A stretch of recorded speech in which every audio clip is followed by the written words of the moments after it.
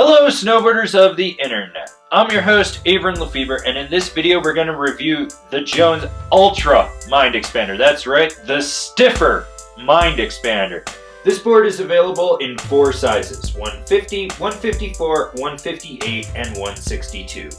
This board features Jones's Christensen Surf Camber Rocker, which is just directional cam rocker. So you have a little more rocker in the nose than you do in the tail, and then camber through the insert packs. It's not even that aggressive of a camber in there. So what you're gonna get is a little more drive and snap from the camber, but you're gonna get better float from the rocker, especially when the board is weighted.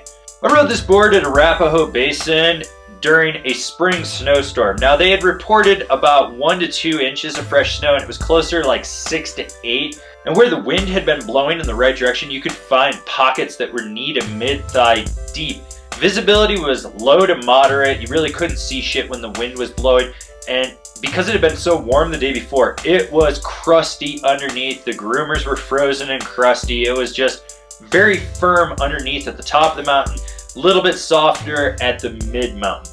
I rode this board with my K2 Thraxis boots and my K2 Indy bindings. Look at it. You can see this is going to be a directional flex, and as it's the Ultra Mind Expander, it's going to be stiffer. So what you get is a slightly softer nose, and then it progressively just stiffens back up through the tail, and there's not really a lot of torsional flex in there.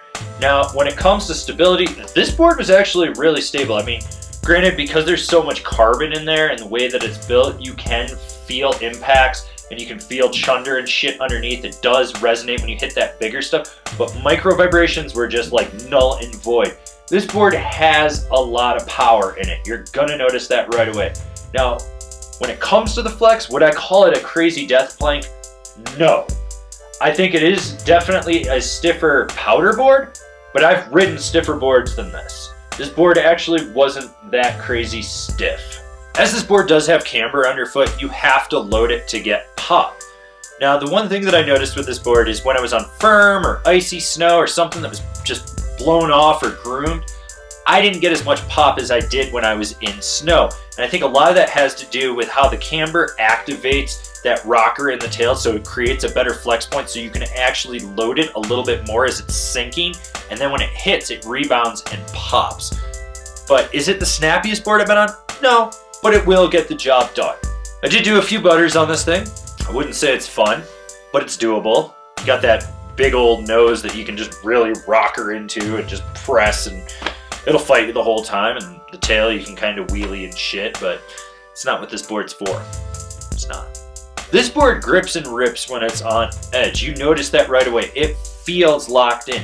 Whereas the regular Mind Expander would do a more surfy, slower, mellower turn that you could really push into and bank with, this one's more precision-based. You're gonna drive into it hard and aggressively. You're gonna load that camber zone. You're gonna get it to pop off that tail and slingshot you out of a turn.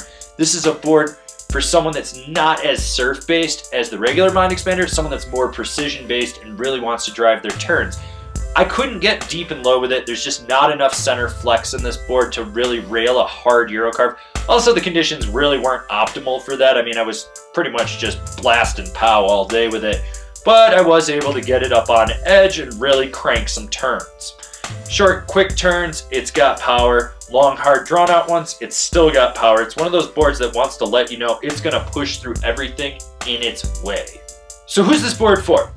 The pow charging, free ride, pow surf guy that's a little bit heavier. I recommend this for someone that would find the regular Mind Expander just too soft. They need something a little more burly.